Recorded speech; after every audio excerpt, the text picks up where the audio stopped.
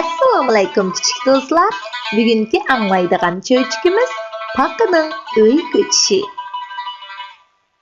Güzel ko'l bo'yida bir paqa o'tirdi ekan. Bu paqaga erkak kishi bo'lib bir juft g'az qo'shni ekan. Bu uchaylar ko'lda suv buzib, qirg'oqqa chiqib o'ynab, xo'shal turmush kechirdi ekan. Kunlarning o'tishi bilan xeyli uzoqcha yomg'ir yog'may, ko'lning suvi qurib ketibdi. Suv bo'lmag'achqa g'azlar suvi ulib bir joyga ko'chmoqchi bo'ldi. Paqa g'azlarga: "Mening sizlardan ayrilg'im yo'q. Sizlar ketib qolsanglar, men qanday qilaman?" deb yig'labdi. G'azlar rangi ketib: "Qanday qilsak bo'lar? Bizning qanotimiz bor, uchalaymiz. Sen sakrab to'qlab menib, bizga yetisha olmaysan-da" debdi. Paqa nihoyat aqlli ekan. U oxir bir chora tepibdi. Paqa bir tol yog'ochni tepib kelib: "Amal tepildi. Men yog'ochning o'ttirsini tishlasam, sizlar ikkinglar ikki uchidan tishlab tutsanglar bo'ladi emasmi?" debdi.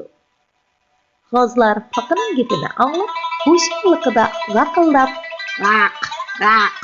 Yaxshi chora ekan" deyishibdi.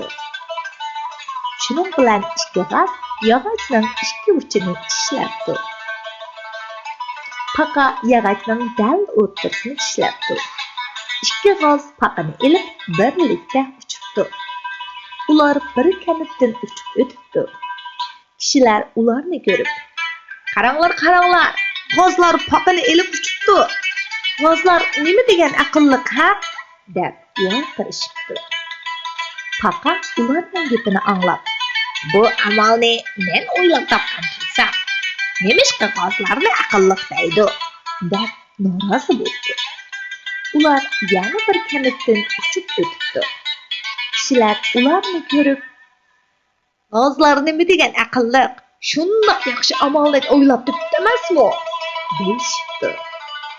Bu gaplarni anglab, Paqaning "Bu amalni men o'ylab topgan tursam, nemishqa ular g'ozlarni aqlliq deydi?" deb ochiq gapdi.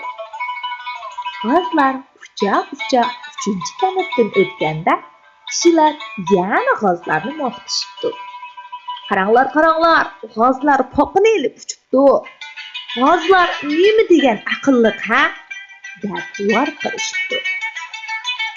Paqa kishilarning g'ozlarni maqtaganligini anglab, ochiqi toza kelib chidayolmabdi.